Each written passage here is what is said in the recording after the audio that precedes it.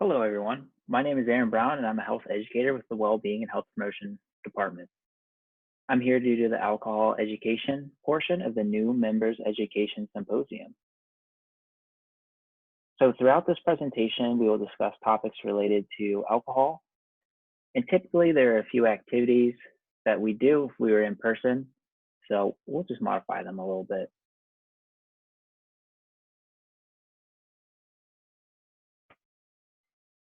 So going into the basics of alcohol, typically in alcohol and other drugs, AOD, we like to describe the good things and the not so good things associated with alcohol.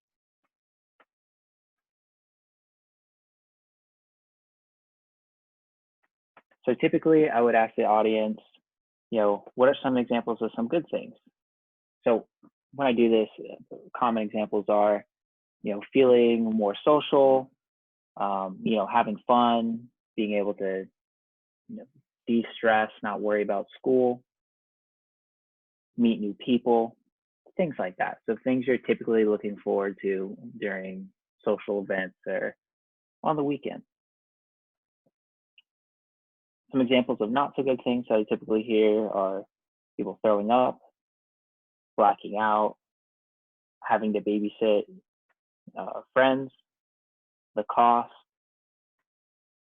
not doing so well in school, so decreased academic performance, such as not being able to study because of a hangover or getting a lack of sleep, accidents, injuries, things like that.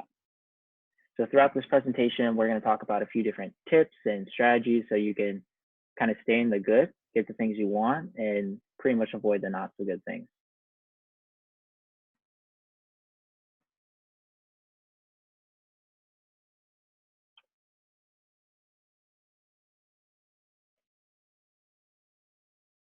So first thing is BAC. BAC is your blood alcohol concentration, and that is the level that represents the percent of your blood that is concentrated with alcohol. And so there are many factors that go into BAC. These factors are your size, your gender, how much alcohol you're drinking, your general health, medications, including hormonal birth control, rate of consumption, and if it's a carbonated beverage. So it's important to know these things, and it's also important to know that BAC affects males and females differently. Does anyone know why those reasons for that? Well, can't ask the audience, so I'll tell you all. So for hormonal birth control slows down the rate in which alcohol is eliminated from the body. So if a female is on hormonal birth control, they'll feel the effects of alcohol for a longer period of time. Another factor is body fat. So females naturally have more body fat than males, and body fat does not absorb alcohol because alcohol is water soluble. If you have more fat in your body, there's less room for alcohol to travel and it becomes concentrated in your system.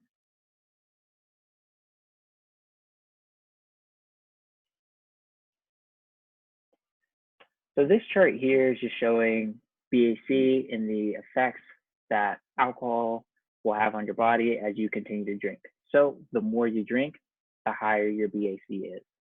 So I'll give you all a minute to check out this chart.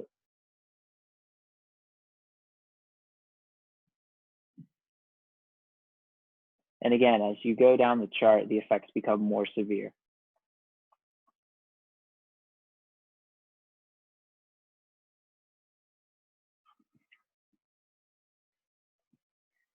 So when we look at standard drinks, there are typically 3 standard drinks that we use here in the US. Talking about beer, wine, and liquor. So the standard drink for a beer is 12 ounces at 5%, wine is 5 ounces at 12%, and liquor is 1.5 ounces, which is typically a shot at 80 proof, which is 40%.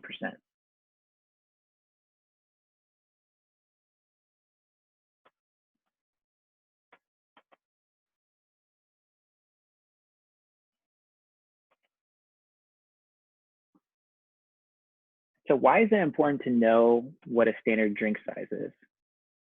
We don't expect anyone to measure out each and every drink or carry around a measuring cup, but it is important to know. Knowing what a standard drink is allows you to know how many drinks you've had throughout the night. It's also a good way of keeping track of how much you've been drinking. This is a great strategy because it allows you to stay on the good side and stay after the things you're actually looking for on a night out.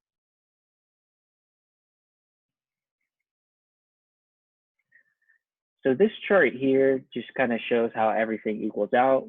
Again, at the top, it describes the beer, wine, and liquor and how they all equal out. Also shows the solo cup. The lines on the solo cup are intentional. They mean something. It just goes to show that you can use the cup to kind of measure out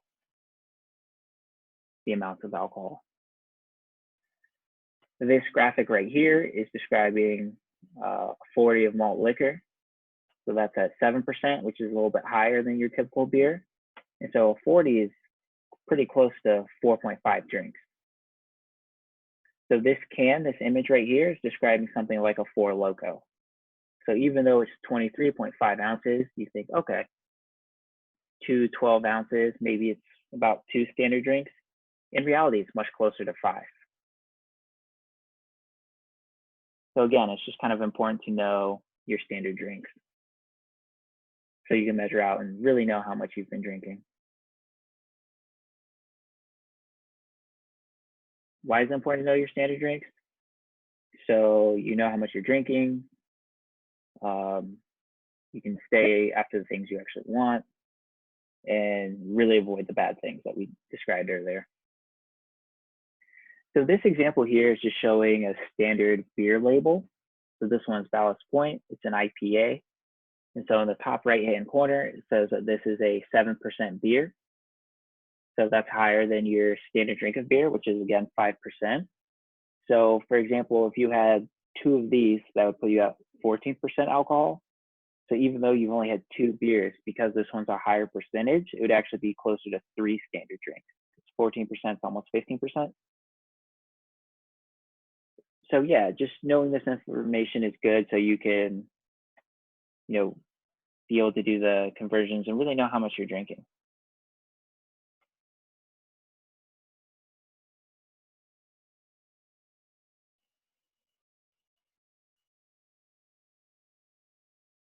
So maintaining a buzz. So we know what a standard drink size is now and why it matters to us. So let's talk about drinking or maintaining a buzz. So as we stated before, there are some good things and some not so good things associated with alcohol. Does anyone know where the good things end and where the not so good things start to happen? Well, as you get more intoxicated, you typically experience the blackouts or the getting sick or the injuries, a lot of the not so good things we described. So cultural myth is that, as you drink, you're having more fun, you don't have to come down. But in reality, you do have to come down at some point, and you'll start to experience the not so good things as you hit the higher BHCs. So this curve is coming down about 0.09. That's at legally impaired or legally drunk.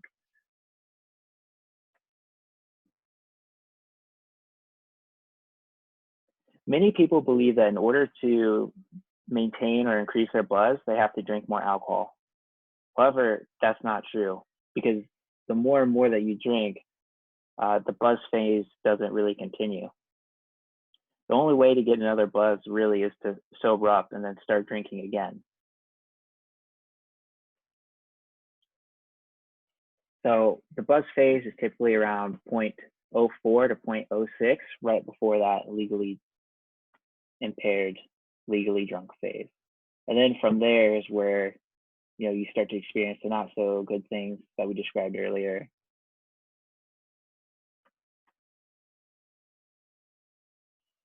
Typically, if we're in person, I'd ask how many people agree with this chart and ask really if there are any questions.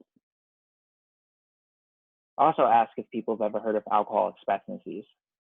So alcohol expectancies are assumptions that are psychologically driven by the expectation of what happens when we're drinking alcohol.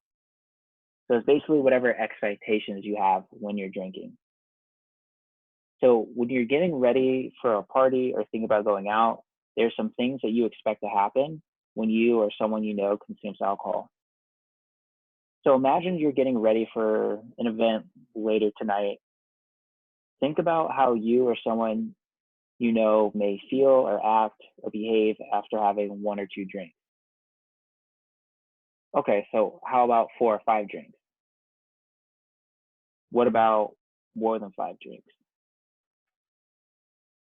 Great.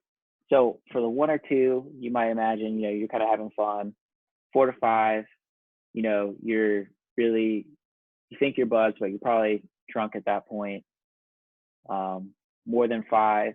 And then you have to think, like, is this do you associate this with pre-games? Do you associate this with the actual party? Do you associate it with both? So kind of your expectations are what you think is going to happen. And it's important to remember that the expectancies are going to be different from person to person, and they'll certainly vary in different environments or contexts. For example, there's, just a different set of expectations for if you're going to some sort of party or formal, or if you're just sitting at home, everybody's watching The Bachelor together. Would you be drinking the same amount for those 2 events? So for most people, there'd be a difference between those.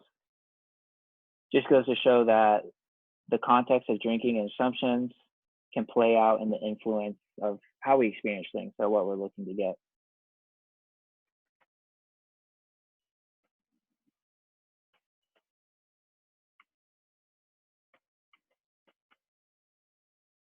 So next, we're going to talk about how alcohol moves through your body. So basically the absorption, distribution, and elimination of alcohol. So for absorption, rates vary based on whether or not you've eaten before drinking. And it's absorbed, typically alcohol, 20% goes to the stomach, 80% through the small intestine. Alcohol enters the bloodstream faster and rises your blood alcohol concentration more rapidly if you've not eaten. This is because when you eat, food lines your stomach, and therefore alcohol is absorbed at a slower rate. So for distribution, alcohol distributes from the blood into all tissues and fluids in proportion to the relative content of water. Because again, alcohol is water soluble. Kind of goes back to the differences in water weight versus fat weight. The same dose of alcohol per unit of body weight can produce very different blood alcohol concentrations in different individuals because of the large variations in proportions of fat and water. And in terms of getting rid of alcohol, 95% of alcohol is removed by the liver and 5% through other methods. So when you're talking about those other methods, after someone has like a heavy night of drinking, this is why you can smell alcohol in someone's breath, or if they just reek of booze. This is why, because your body is eliminating the alcohol.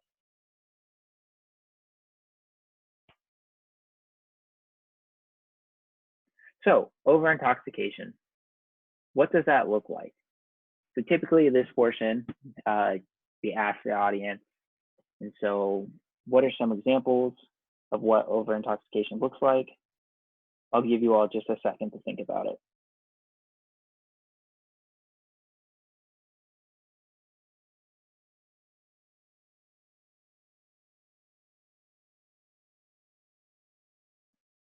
So typically people will say things such as people stumbling, people mumbling, not making eye contact, pale skin, things of that nature. How does it happen? Over-intoxication happens by drinking too much, drinking too quickly. And how do you know your limits? You'll know your limits a little bit through kind of trial and error, and basically figuring out what works for you and what's the amount that you need to stay within the good, or kind of what puts you over your limits, and then you start to experience the not so good things we're typically not looking for when we're going out.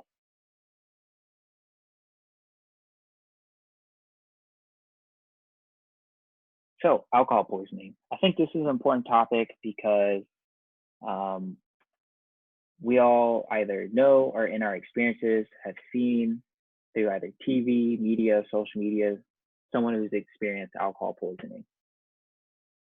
This occurs when there's so much alcohol in the bloodstream that areas of the brain that control your basic life support functions, such as your breathing, your heart rate, and your temperature control, begin to shut down. Some other things we may notice are mental confusion, unresponsiveness, erratic breathing, snoring or gasping for air, throwing up, hypothermia, paleness, blueness of skin, and loss of consciousness.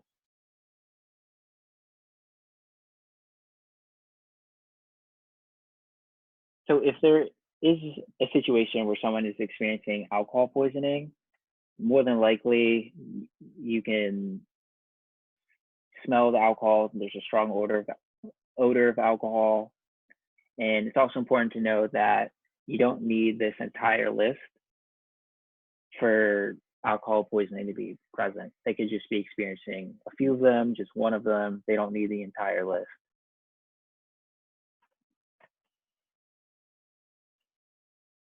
So what about alcohol poisoning?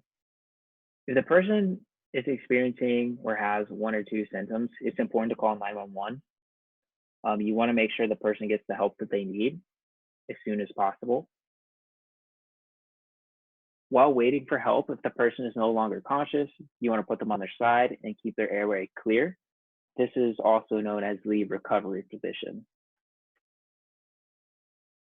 So basically in the recovery position, you put someone on their side, you put their leg up and bent so they don't turn over.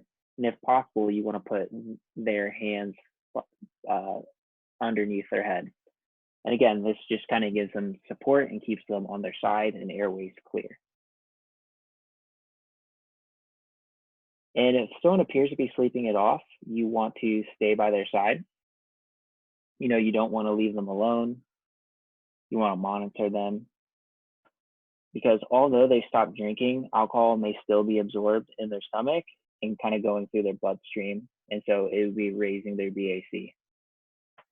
If you're having difficulty determining whether or not an individual needs medical attention, contact a health professional immediately and call 911. Again, this is very important. We want to look out for our friends, the members of our community, family members. We really just want to look out for everyone. So going back to alcohol poisoning, what are some reasons why someone may not want to call 911? What are some barriers to calling 911? I'll give you all a minute to think about it.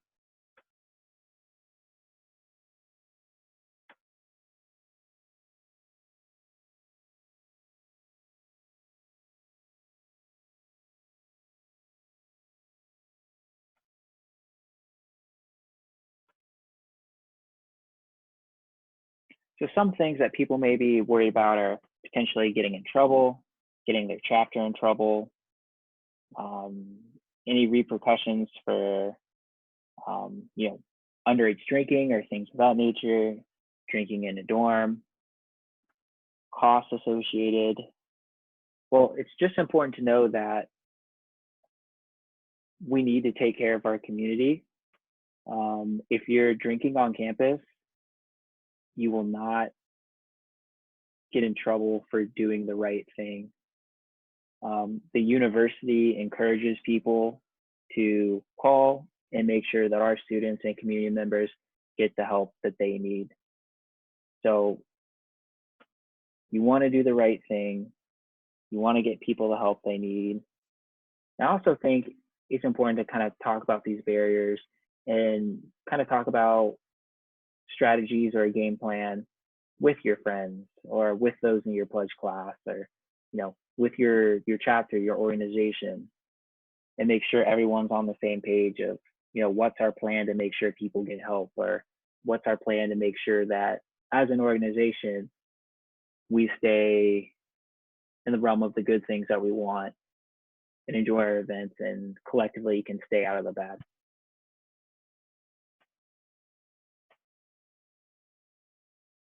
So going with having a strategy, what are some strategies that you all can put in place so really everyone can stay safe?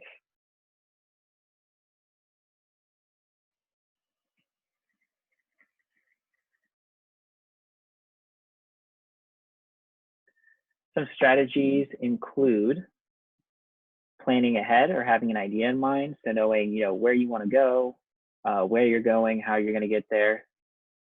Eat before and during while you're drinking. This is really important because, again, food lines your stomach and alcohol is absorbed at a slower rate. Timing your drinks to 1 per hour. This is important because it will prevent over-intoxication. Drink water in between alcoholic beverages, so making sure you're staying hydrated, things like that. Don't mix alcohol with drugs. A lot of the alcohol is a depressant. Other substances may be stimulants. So obviously those have different effects on the body, so that's important. You want to check in with others, self-check-in. So ask yourself, how do you check in with others? Do you use Find Friends? Do you all have a group chat that you're constantly checking in? Do you guys have a schedule, FaceTime? Just really, how do you check in with people? And it's important not to ride with someone who's been drinking. So know how you're going to get from point A to point B safely.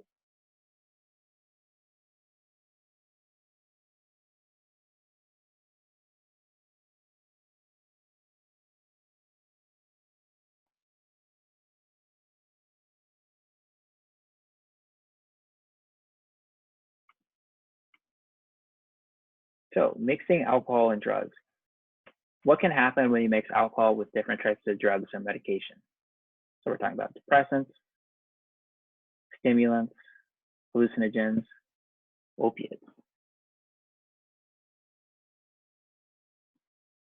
So mixing alcohol and other drugs can cause adverse effects on the body. This leads to an increased risk of central nervous system shutdown, overdose, and even death. Mixing alcohol and other drugs can affect your heart rate, blood pressure, breathing, appetite, memory, and mood. Also, I think it's important to note that if there ever is any medical emergency, it can be difficult for healthcare professionals to kind of pinpoint what is wrong or exactly how to help the situation immediately if someone is experiencing effects from different substances.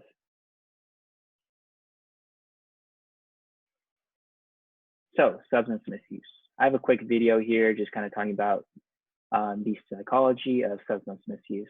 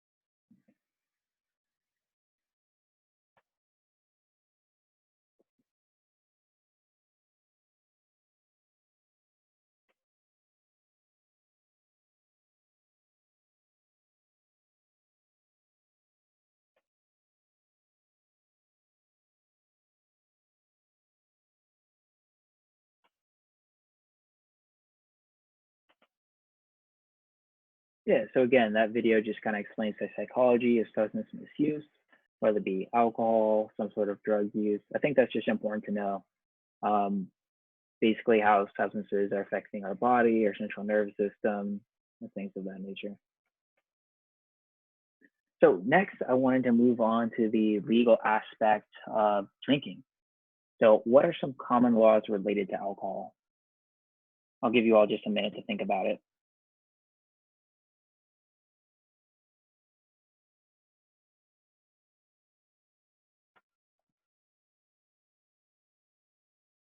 So some themes we may think about are, purchasing alcohol, possibly using someone else's ID or a fake ID, where you can have alcohol, where you can't have alcohol.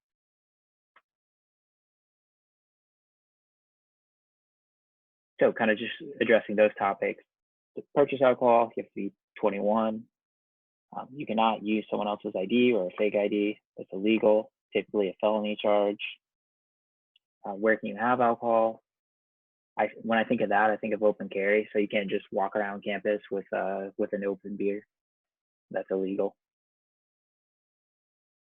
How do laws differ for people who are under 21 and over 21? Again, that goes back to purchase or just the purchase of alcohol or just drinking alcohol. There's minor in possession, MIP, or minor in consumption, MIC.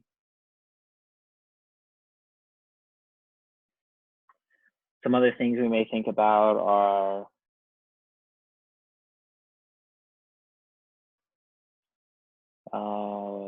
drinking and driving. Legal limit 0.08, but that's a per se law. And what per se means is that's kind of a guideline or a recommendation. You can still get a DUI if your blood alcohol content is under 0.08. So you could blow a 0.04 and still get a DUI. That's if the arresting officer or the officer pulling you over thinks that alcohol played a factor in your driving infraction. So if you ran a red light and we're drinking, but say alcohol played a factor in that, if there's some sort of car accident or speeding, something like that. So just know that just because you blow a 0.07 doesn't mean you're safe from a DUI. I think that's important to know.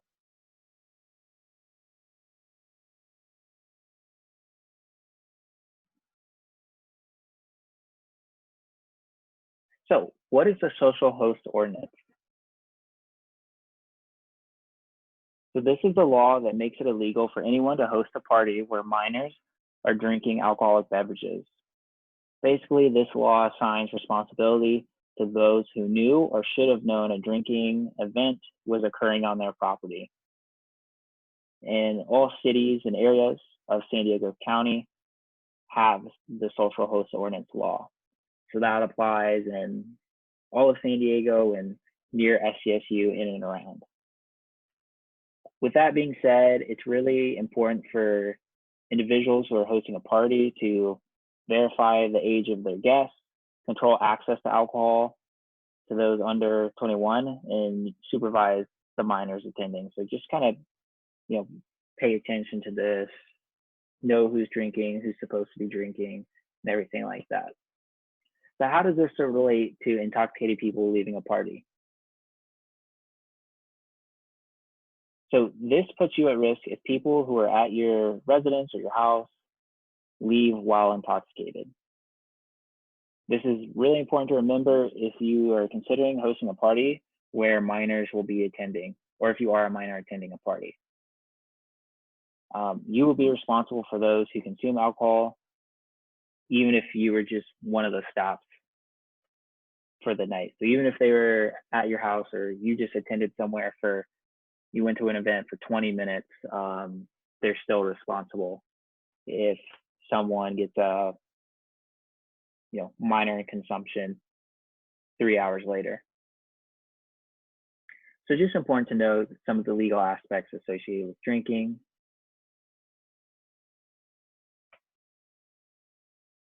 So another important topic, alcohol and consent. So who can't give consent? Individuals who are intoxicated to the point of incapacitation. Incapacitation is defined as not being able to formulate thoughts or make decisions.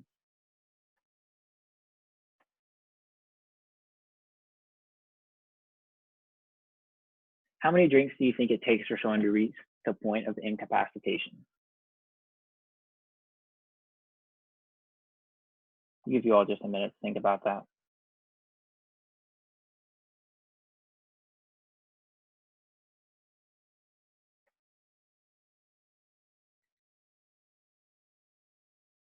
Well, there isn't exactly a right number or an exact number. The number is specific to each individual and is a result of various factors. So it's going to depend on the individual or the specific person. So how can you tell if someone is too drunk to consent? Well, if they're incapacitated. So this kind of goes back to a lot of the things we described when we were talking about over-intoxication. So people stumbling,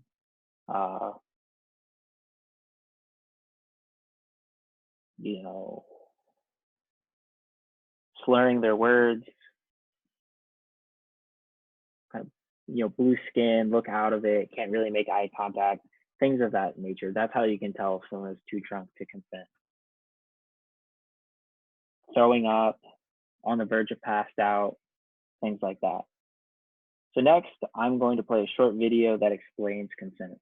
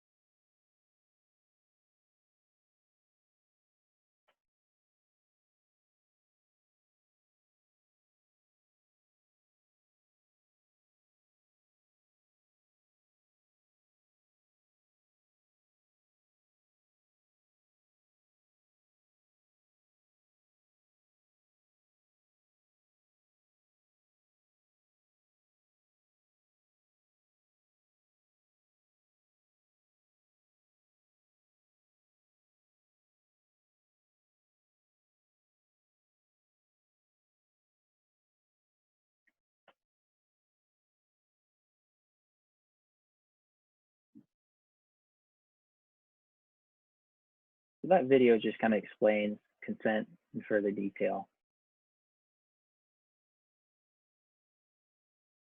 Next, I want to talk about RAD. So RAD is an organization that was founded in 1986 as Rockers Against Drunk Driving. The organization advocates for the use of designated drivers, rideshare services, and control behind the wheel, and making responsible behavior the norm. So RAD is an organization that we frequently partner with at San Diego State. And they have a really cool program. So basically, RAD will reward individuals for being the designated driver. And so things that they'll give the designated driver are free non-alcoholic beverages, a free cover charge, free validated parking, free appetizers. It really depends on the place, but things of that nature. So if you look on this right-hand side, there are quite a few restaurants and bars in North Park, Mission Beach, PB, downtown, or in and around campus that partner with RAD. So basically, to redeem their program, if you see that they're on this list, they also typically have a sticker on their door or window whenever you kind of walk in that says that they partner with RAD. You just say that you'd like to use the program and that you are the designated driver. It's a really cool program. I think they're, making a difference in our community and, really rewarding people for doing the right thing. So that's what it comes down to. We just want people to do the right thing. So check out this list here and see if you see any of your favorite restaurants or bars on this list. So this is important for you to know if you're going to be the designated driver anytime soon, or if in the future someone's a designated driver for you, or anything of that nature.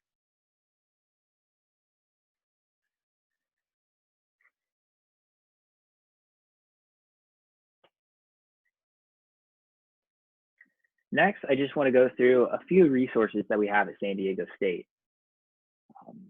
Resources include the Wellbeing and Health Promotion Department. That's the department that I work for. Counseling and Psychological Services, and Aztecs for Recovery. So, Wellbeing and Health Promotion. So the Wellbeing and Health Promotion Department offers presentations for student groups on topics such as alcohol, nutrition, and sleep strategies. So a wide variety of presentations. So you can schedule presentations for your organization. If you're a part of an organization outside of Fraternity Sorority Life, we do presentations for them as well. You can even schedule them for your residence hall, or talk to your RA or your CA about scheduling something like that. We try to get out in the community and talk to as many people as possible and provide as much information as we can. You can schedule on our website or on phone.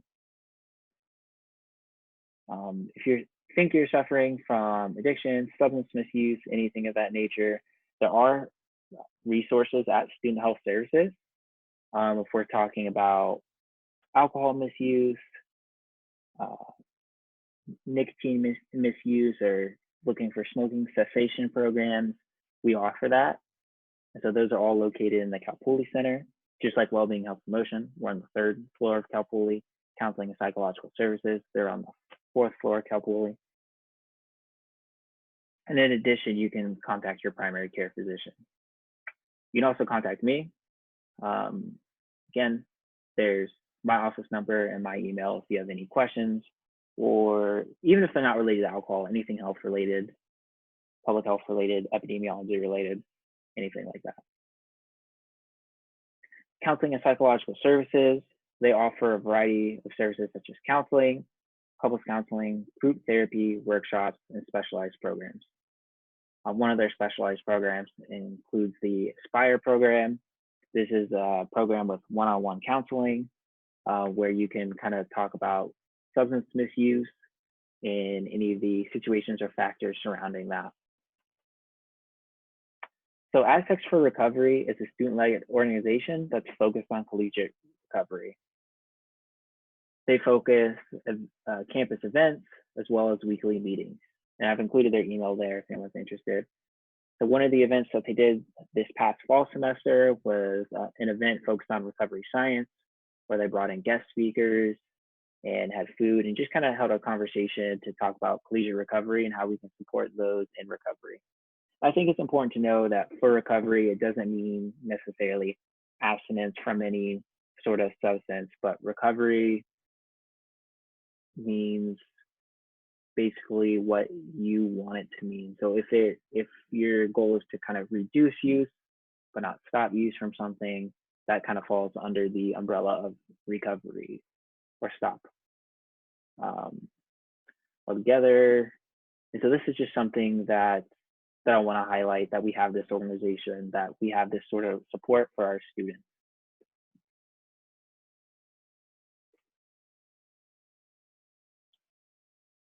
Next topic I just want to cover real quick is eCheckup to Go. So I'm sure you all are familiar with eCheckup to Go. The eCheckup to Go programs are anonymous, substance-specific feedback tools designed to help college students take a look at their substance use or misuse.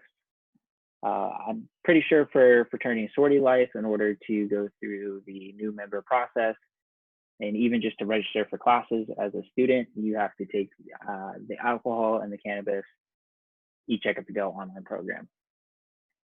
So at Wellbeing and Health Promotion, we'll frequently do campaigns centered around these programs, just kind of promote them. As you know, the online programs take about 20 to 30 minutes to complete. Last year, we did an opportunity drawing where you can win a $50 gift card for doing the program. Again, these are details from last spring's campaign. We ran it for about a month and picked 20 winners of a $50 gift card. So it's a pretty cool program. And this is just a sample flyer that we have.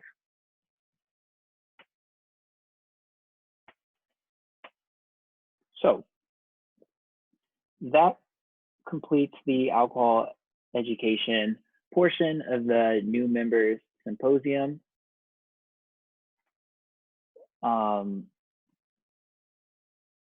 Thank you all for listening. I think it's really important that as a community, we talk about, everyone's familiar with the basics. We talk about some strategies, really sit there and identify what you and your organization is looking for when it comes to alcohol use or going out.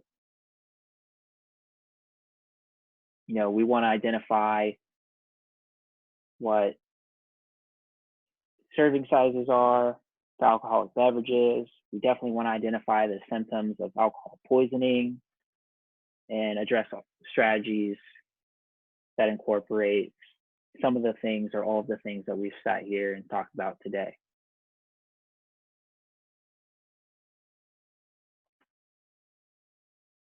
Thank you all for listening.